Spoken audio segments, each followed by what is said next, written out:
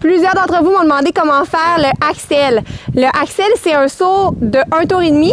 C'était mon saut préféré quand je faisais des compétitions de patin artistique. J'ai des nouveaux patins aujourd'hui. Je ne sais pas à quel point je vais être capable de faire le axel, mais je vous montre toutes les étapes pour réussir à bien le faire. C'est un saut qui est vraiment le fun. Mais avant de commencer, j'aurai besoin que vous pesiez sur le bouton « S'abonner à ma chaîne ». Merci d'avance.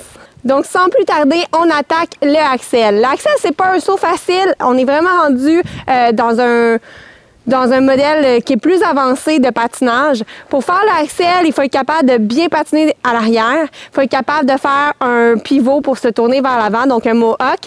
Et il faut être capable aussi de garder les quarts intérieurs pour s'envoyer et pivoter comme il faut, faire la rotation complète d'un tour et demi.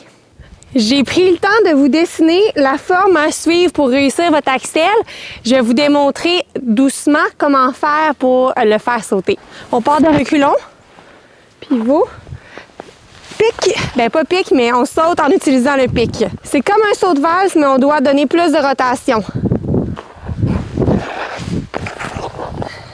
Donc, ce que je vous conseille pour réussir à faire votre axel, premièrement, vous allez suivre le tracé que je vous ai montré. Vous allez faire un saut de valse. Donc, c'est le demi-tour, vous partez de l'avant, vous atterrissez de reculons. Ensuite, vous allez vous donner un challenge de plus. Vous allez le faire en 360.